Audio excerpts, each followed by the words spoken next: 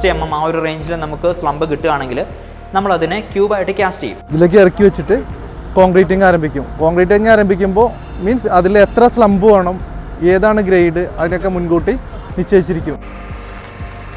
ഇതിൽ ചെറിയൊരു ഹുക്കുണ്ട്, ആ ഹുക്കിൽ അറ്റാച്ച് ചെയ്ത് അണ്ടർ വാട്ടർ വെയിറ്റ് എടുക്കും.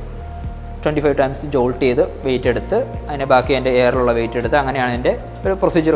ഇൻസ്ട്രുമെൻ്റ് ആണിത്. സ്പെസിഫിക് ഗ്രാവിറ്റി ടേബിൾ എന്ന് പറയും. സിമെൻറ്റിൻ്റെ മെയിനായിട്ട് ടെസ്റ്റ് വരുന്ന വിക്കറ്റ് അപ്പാരൻസ് നിങ്ങൾ 0 to 40 mm വരെയാണ് റീഡിംഗ് ആണ്. 20.6 mm വെച്ചിട്ടാണ് സൈസ് വരുന്നതാണ്. അതിൻ്റെ മോട്ടാർ ക്യൂബ് മോൾഡ് ചെയ്ത് ടോപ്പ് ടൈപ്പ് ഇൻസ്ട്രുമെൻ്റ് ആണിത്. Los Angeles separation testing machine.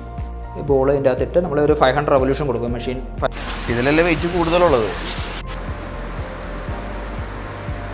ഉപയോഗിച്ച് ജനറേറ്റ് ചെയ്തിരിക്കുന്ന കട്ട്ലിസ്റ്റ് ആണ് കാണുന്നത്.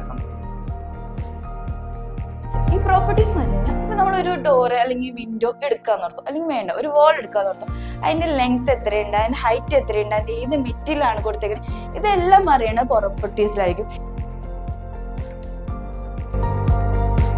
പോലുള്ള വിദേശ രാജ്യങ്ങളിൽ QA/QC എഞ്ചിനീയറായി ജോലി ലഭിക്കുവാൻ ASNT ലെവൽ 2 ട്രെയിനിങ്, ഇന്റർനാഷണൽ